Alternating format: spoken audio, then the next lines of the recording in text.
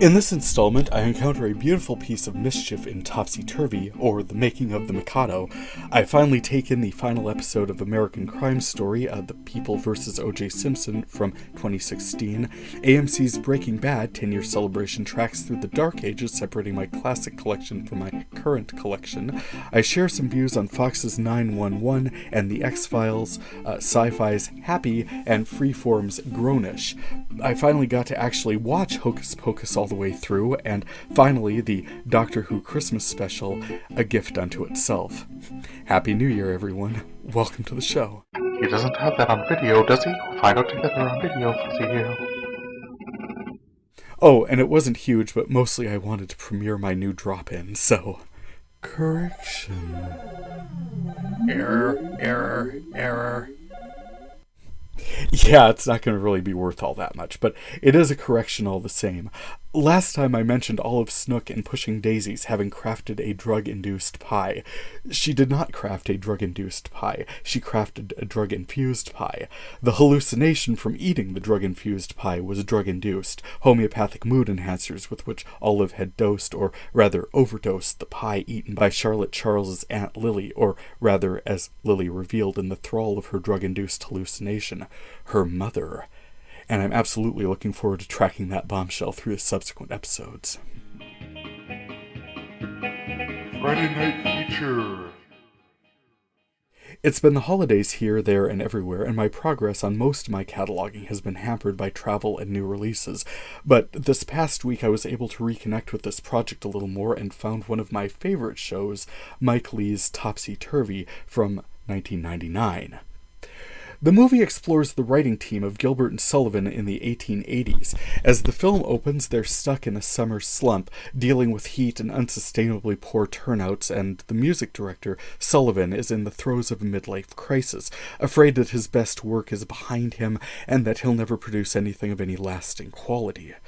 Most immediately, he's having a breakdown, so he plans a European vacation to settle his nerves and rest from various physiological problems he's suffering. Potentially from the stress of dealing with longtime creative partner Gilbert, played by Jim Broadbent.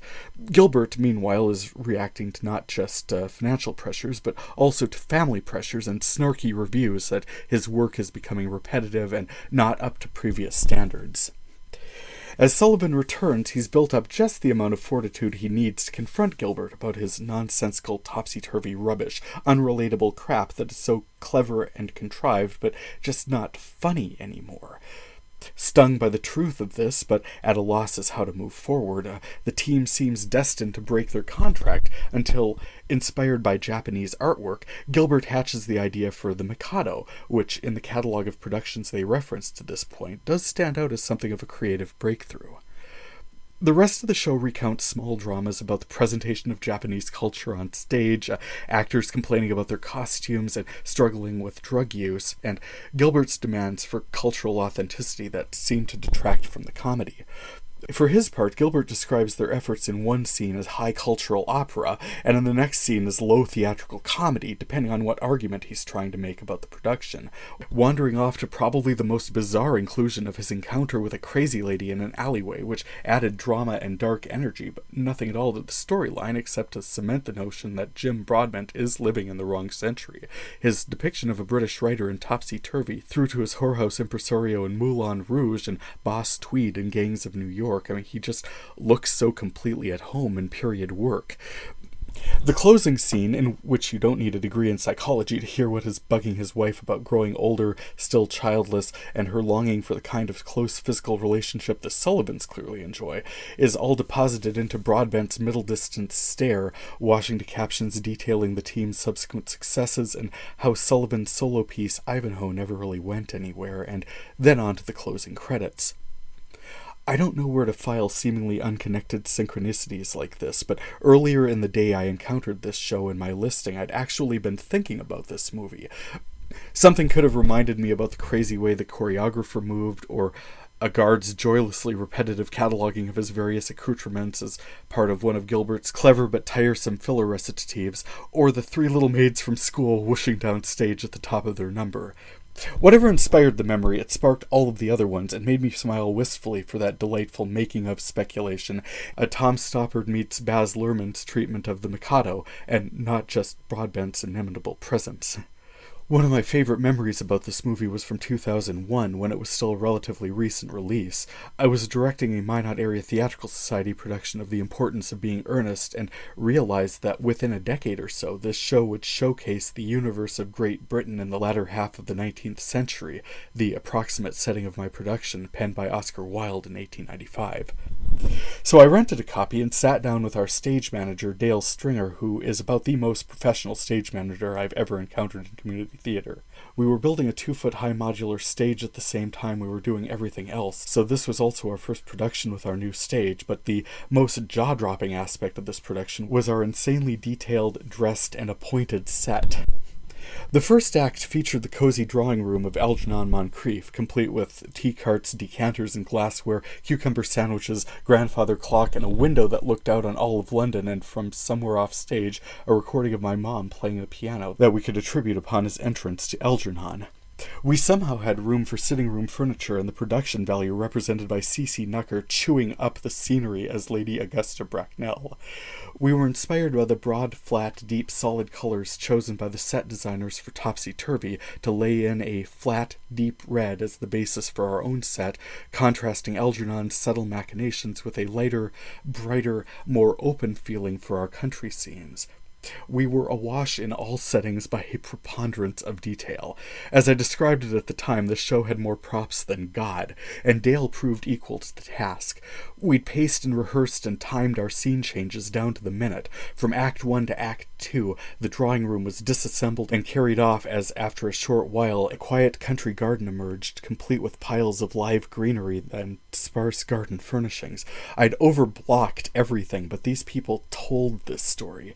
When the time came for the scene to shift indoors, the tech crew filed on stage once more and carried off the greenery, carried on the furnishings, flipping the walls, and ultimately Act 2 to Act 3 transformed the space from the country garden exterior into the sitting room of the Worthings' country home, all once again in the space of a 10-minute intermission and, lacking a curtain to draw, all in full view of the audience. My talented crew received well-deserved applause every night. And informing and inspiring the overall look of these various spaces was the set designed for the brilliant Topsy-Turvy. Dale was tireless. I do not know how we paid for all this, but his dedication to the vision for this production was a reflection of the professional productions we witnessed generally on screen. I mean, yep, there were absolutely personality conflicts off stage as there were on screen, but people generally pulled it together and did some of the most remarkable storytelling I've ever been a part of. Love those people, love that show, and this fun, quirky movie has some deep and fondly felt connections for me. Diving into the classic collection. Apart from Topsy-Turvy, not much to comment on for this go-around. I mean, I found a few classic Twilight Zone episodes that I know I'm going to run into more of them as this project progresses. My main concern is that all of these shows have episode titles, but they're not always in the same place in the production, which leads to more reliance on the Googleator than I'd normally prefer. But because geeks, they are generally pretty Googleable and trackable to specific season and episode numbers, which is absolutely helpful to my cause, so I am appreciative. I also found some additional episodes of The Universe from the History Channel, which was cool, IFC's presentation of the Brohay production of Swingers from 1996, and then the TNT presentation of Drumline, which I thought was pretty entertaining. I enjoyed the discussion of whether Halftime Marching Band was a forum for legitimate musicality, where more disciplined directors expressed derisive, dismissive contempt for hip-hop influences as part of contemporary performances, though their band members, the student body, and the fans certainly expressed their appreciation. It mainly tracked the development of a hothead drummer into a more disciplined drummer, and mostly avoided burying itself in its own pedagogy. Fun find. Current collection. My current collection included what I consider to be a pretty significant find, although I haven't really had a chance to watch it yet. A few different times over the past year, I've seen 2013's Pacific Rim in the grid, and I've leapt at the chance to record it, only to discover later that I'd been lied to, that whatever it was that was calling itself Pacific Rim absolutely was not that show, was something else, and after a few of these instances, I despaired of ever watching a basic cable presentation of this show, which people seem to enjoy, which features Charlie Hunnam, Idris Elba, and Ron Perlman, which features, from what I've gathered, from mostly only having just heard about it so far, giant monster battles in the context of cool psychological connections that is absolutely of interest to me. And it is, absolutely, just there's always stuff going on, even when there aren't recataloging efforts I want to pursue, or homemade disc sets I want to record, or out-of-town friends visiting for the holidays I want to connect with, or a new series I want to explore, or thousands of homemade DVDs I want to catalog and podcast about. I'm so close to completing my second DVD case in my classic collection and my first DVD case in my current collection. So I probably will get to watch movies for nothing other than the sheer pleasure of it again one day, but right now it's enough to know that I was finally able to secure a copy of Pacific Rim, and that it is, in fact, Pacific Rim, and not a dog show, or 27 Dresses, or just any damn thing like other times I've seen it on the grid and excitedly pressed record. TNT ran the thing, and I grabbed it. Score! I also secured an IFC presentation of Mommy Dearest from 1983 and The Campaign from 2012 on TBS, which was one of the first movies Ralph and I watched together after we moved to Bismarck. Will Ferrell plays an uncontested House candidate from North Carolina who puts his foot in it but good with a sex scandal, and his replacement is a nebbish and entirely unready goof who entrenched interests are nevertheless insistent win the election and that he vote correctly. It's a clear-eyed and unblinking exploration of the influence of money, cronyism, and corporatism in American politics, and the outcome was better than recent experiences. But as allegory, it really couldn't have been clearer, and as a film, it was genuinely funny, so I was happy to save even this watered-down version. Otherwise, I got a Samantha Bee full frontal and another episode of Fargo's third season. Most of what I've cataloged lately is my Supernatural collection into the very beginning of season 11, the most recent season I've collected. That is, I've got 9 episodes from the current season, season 13, sitting patiently in my DVR waiting for TNT to add season 12 to its lineup. Absolutely looking forward to burning through that as soon as they show it. What I've been watching. I saw that in honor of the 10th anniversary of its release, AMC is airing Breaking Bad. I'm torn. On the one hand, this show is one of the very best shows that ever there has been on the TV. What was created over the course of this production is towering, driven, nothing short of magnificent. But I know I've got most of this series in my classic collection. Somewhere. And as I hinted up there, I'm not really made of free time just at the moment.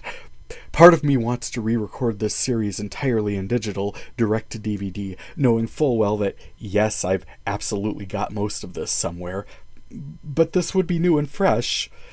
Another part of me acknowledges that I wasn't able to keep all of this series, which ended in 2013, which was after I moved here from Minot. There are over 4 years of material from May 2012 to December of 2016 that I wasn't able to preserve in any way because, well, for the first couple of months of moving to town here, we were staying in hotel rooms, so we had access to television but no means of recording it, or priority of interest or focus in doing so. And then we found a room rental for a couple of months that wasn't really set up for it. But when we finally bought our house in September of 2012, we got a TV and a cable hookup, but I wasn't sure I could record direct to DVD and didn't feel like recording to VHS tapes ever again, so for more than 3 years I watched and enjoyed all kinds of programming, including the final seasons of Breaking Bad and the first 2 seasons of Better Call Saul, among many others, but had not set anything up to add them to my personal media collection. Honestly, that was mostly laziness, because when Ralph got me my current VHS to DVD dubber, that was the first time that I took any trouble at all to investigate the potential for hooking up my old dubber, Tabitha, in which the DVD half of the recorder works just fine, and has done so for our entire time living here, and recording directly from the DVR to disc. Yep, there was a learning curve, and yes, it is a bit unforgiving and absolutely presents its own challenges, but my current collection just crossed the 125 disc mark, so I was certainly able to figure something out with that. So like I said, I've only got probably 3 of the 5 seasons of Breaking Bad in my classic collection. Somewhere. So all I really need to record is the last 2 seasons of it, and I ultimately have the whole thing, even if I don't know where all of it is right at the moment, and won't until they turn up in my cataloging effort. Which puts me more or less in the same situation I've been on this show for most of a decade now, and I've been doing just fine. So I'm afraid that as fun as it would be to re-experience this excellent story, and it was so much fun to just plunk down and watch one of the Season 1 episodes as it aired, rationalism will likely win this round. As AMC gets around to airing Seasons 4 and 5, those are the ones I'll sit down and re-watch, and this time, archive, since I'm actually set up to do that now.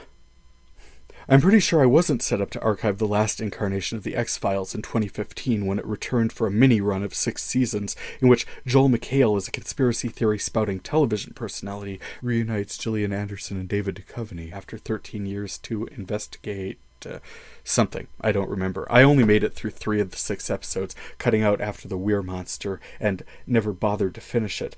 Apparently significant things happened after that, which led to some kind of accident or coma or something where Scully is receiving medical attention and there's a lot of driving around, and honestly I was not paying enough attention, but it seems to focus on the smoking man being, I guess, Mulder's father, and that's important because they're all looking for Scully and Mulder's long-lost son William, and I am just about completely uninterested.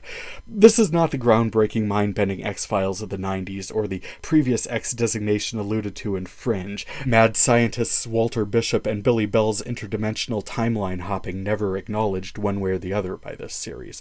It's barely the same characters. I mean, my god, they'd absolutely need to update those badges in the opening sequence by now. They're unrecognizable as those beautiful young people in the black and white photos, and anyway, FBI badges must have undergone some redesign by now. I'm going to watch again this week just to see if they decide to lay in any storyline along with these elements of walking nostalgia, but if this is what they're trying to claw their way back with, I'm not holding out a hell of a lot of hope. Far more interesting on a lot of levels is Chris Maloney's teaming up with Patton Oswalt as flying blue cartoon unicorn only he can see called Happy. This graphic novel adaptation opens on the abduction of a little girl by a creepy old man dressed as Santa Claus.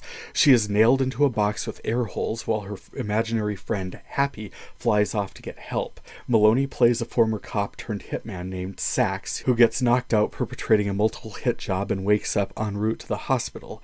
Happy confronts him and he's pretty sure he's hallucinating, but Happy is able to give him information he doesn't have. The guys coming down the hallway to torture and kill him. Happy tells him there's 5 of them. So he starts taking the little cartoon manifestation a little more seriously. That and when Happy tells him about Haley, his daughter, which I think is the first time he finds out that he has one. This was right at the end of the pilot episode, which Sci-Fi aired with an unbleeped F-bomb, so straight out the gate this is a pretty intense show. Everyone wants to get their hands on Sax because he's the only link to a mob boss's password-protected account, so he's a little distracted from this whole rescue a daughter I just found out about thing. That said, wow, I am seriously looking forward to seeing where this goes, because between the multiple hit on Scaramucci douchebags, the drug-addled disco death vision at the top of the show, and the Christmas-themed hooker caught in the crossfire, that was one wild ride. Off to a great start, guys. And oh, hey, another in a list of shows I'd have been recording if I'd been set up for it is American Crime Story, The People vs. O.J. Simpson. Another finally I can file away with this recording. I enjoyed the series as it ran in 2016, but still had not been set up to record it, and as it happens, I'd managed to see all of the episodes of this show except for the last one, The Verdict, and once FX had aired that one, it seemed to vanish from the schedule. No re-airing scheduled for anything. If I wanted to see it, I had to stream it, and I hate streaming videos, so I figured I'd just wait till they air it again, or I just never actually see it. I mean, either way, I kind of remember how it ended. Cut to this week, and I'm clicking around the grid, and oh, cool, they're not only re-airing it, but it's the exact episode I never got to see. Bonus! I set my DVR, plunked down, and watched it. It all came back to me, everything I loved about this presentation. The characters were played with heart and presented as something stronger than caricature, at the emotional pinnacle of a courtroom drama, the rendering of a verdict, and yep, it was easy to read the frustration of the guilty proponent, principally the district attorney's office and Marcia Clark, played pitch perfectly by Sarah Paulson. There was enough show at the end, however, to illustrate how O.J. Simpson might have won a not guilty plea, but he was nevertheless being frozen out of high society, shunned by friends and associates. The cameras close on a man staring up in the darkness at a larger-than-life statue of himself, contemplating his place in the world as captions detail what happened next for the principal players in that particular drama. Awesome show, Murph. Less successful, for me anyway, was Murph's production of 911, in which Connie Britton is a 911 dispatcher who directs first responders to various emergencies. Because the television landscape is already saturated with crime dramas and police procedurals, the draw for this one seems like it's going to be the pretty first responders and the wackiness of the emergencies they're called out to. Along with a hot young firefighter who chops the head off of someone's pet snake to get the snake to stop constricting its owner, who is later found having rooftop sex with her because his killing her pet got her a little aroused, having for the second time that day taken a rig out on a non-emergency booty call, he gets fired, but then rehired because he was the only one around when 911 needed a not police siren to blast to help pinpoint a home invasion where the 9-year-old who called in didn't know her address. His assistance in that outlandishly contrived scenario made up for his complete lack of self-control, which... Seriously, this guy is objectively beautiful. He needs no fire truck or uniform to get laid, and even if he did, has he not heard of off hours? Yes, we understand. People find themselves helplessly attracted to you, but you can't be off having rooftop sex in LA. Yeah, seriously, this nonsense is purported to be taking place in LA, when if there's a fire somewhere, they're going to need that truck to be at the station so that they can go put it out. At least, that's what his boss Peter Krause thinks, but then, honestly, he's been much stronger in other productions. It's like he's not even entirely convinced that he's a fire chief or whatever the hell he's meant to be in this thing. Angela Bassett plays a cop in a second Ryan Murphy production, having also worn the badge in the 6th season of American Horror Story, but she's a little more convincing in this one. Too bad her character's husband just came out of the closet as being gay. And then there's the dispatcher we met up with at the top of this episode, the one whose romantic life has been in a holding pattern for more than a year, whose mother is cycling through the later stages of Alzheimer's, who isn't completely cynical but feels a bit hopeless. As she's coordinating the response to that home invasion by Mutt and Jeff, the situation develops in every conceivable way, including the abduction of the 9-year-old girl who, really, this bears repeating, doesn't know her address. She bites her would-be abductor, and he tries to make a break for it when hotshot firefighter hops up top of his rig and blasts him with the fire hose. Oh, the relief. Oh, that could have ended so much worse. Oh, thank God for these gloriously heroic sex machines protecting us from things. Like when the stoner called in when he had heard a baby crying in the wall of his apartment and assumed it was caught in the plumbing and not just in some neighboring apartment. But he was right. There was a newborn baby someone had flushed down a toilet that they...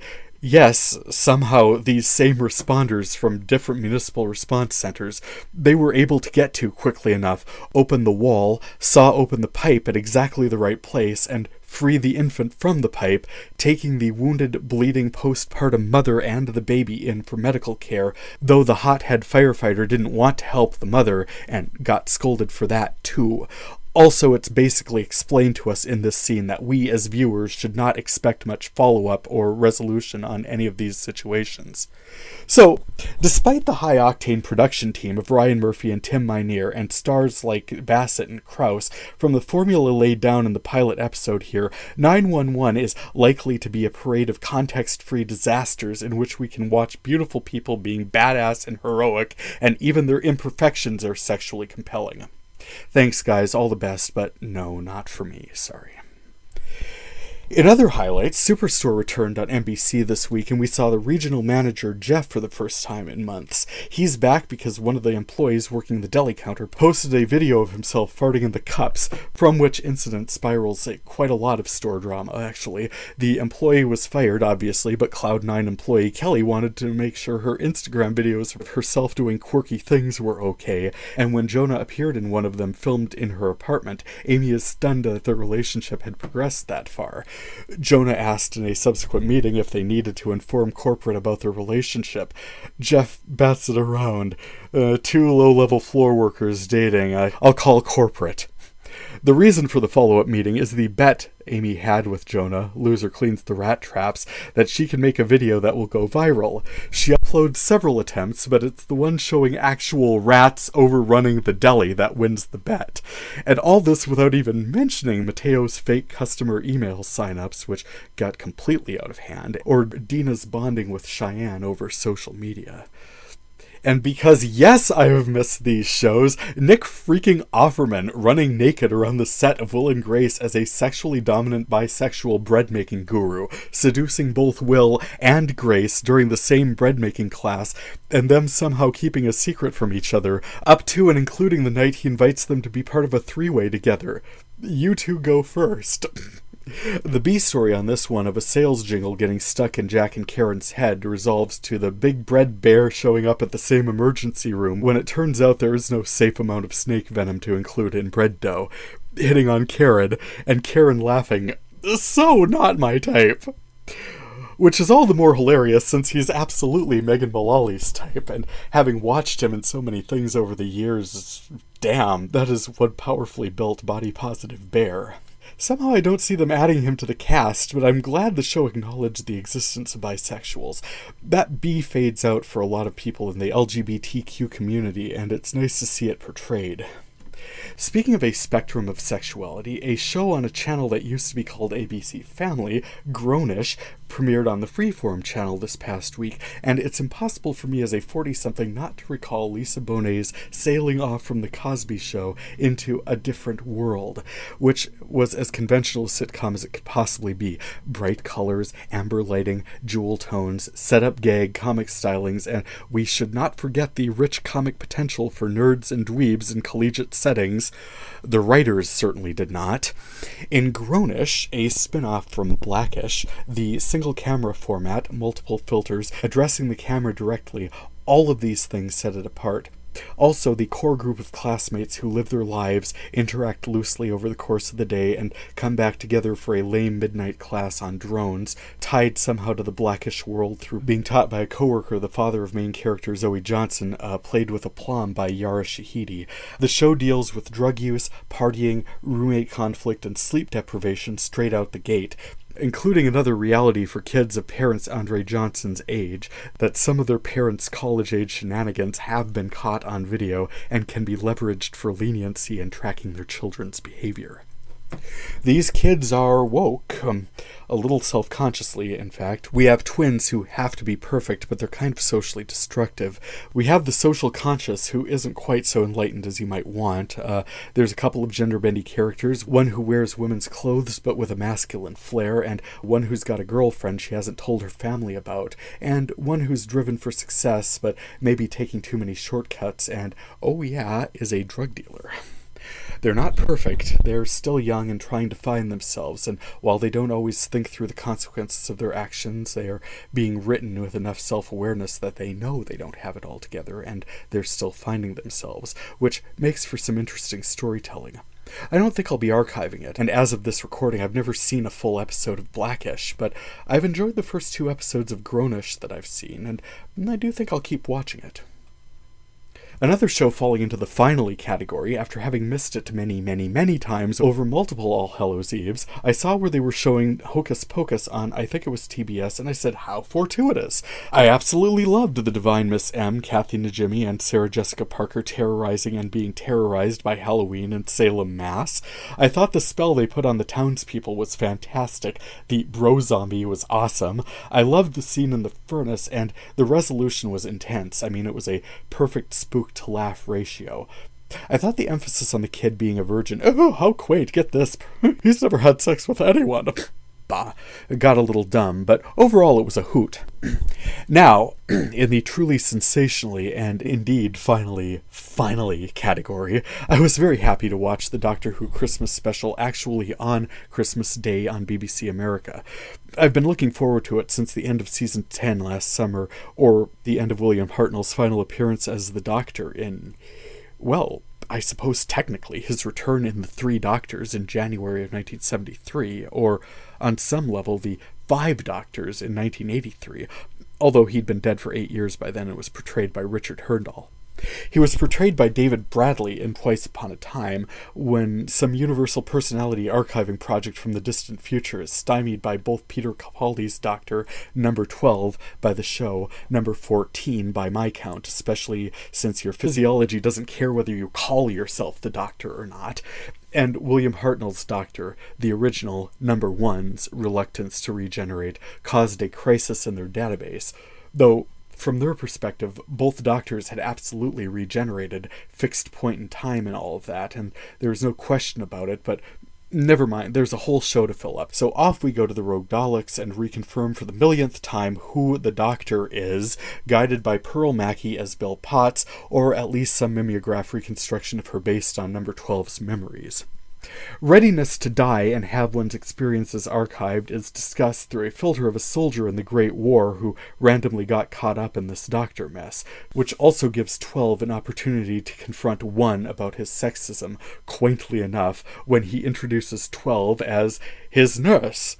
I realize that seems a little improbable because he's a man, and 12 says, you really can't say things like that. 1 retorts, can't I? Says who? To which 12 says, just about everyone you're going to meet for the rest of your life. It's a good yarn and a very nice look back for continuity in a series that occasionally feels like it opened on Christopher Eccleston in a leather jacket, hopping out at Billy Piper in 2005 with command to run. For those of us who have enjoyed the Doctor's adventures for decades, this was a cool callback. It's a little difficult with the archiving of the final moments of a person's death into a phenomenal database, since this show actually has a character flying around space and time who was pulled from her timeline at the last second of her life. And we saw her, Jenna Coleman, as Clara Oswald in the final moments of this Christmas special, but it helped to heal 12 on the eve of his regeneration, so that's just as well. Especially since the Doctor, number 13, played by Jodie Whittaker flying out of the TARDIS and into open space, is going to need all the presence of mind she can muster. I'll have more to say about this once she actually gets a chance to do something. For right now, I'll close with her opening line. Oh, brilliant. And with that, wow, for not much archiving, that was quite a lot of viewing. Thank you so much for checking out my video cataloging project. You can check out my catalog listing along with audio links at videofuzzy.blogspot.com and past episodes of this podcast at Apple Podcasts and videofuzzy.libsyn.com. Feedback is always appreciated, and you can contact me through my blog or podcast sites or through my Video Fuzzy page on Facebook. For Video Fuzzy, I'm Terry J. Amon. Happy viewing. It might be amazing, it might just be scuzzy. We'll find out together on Video Fuzzy.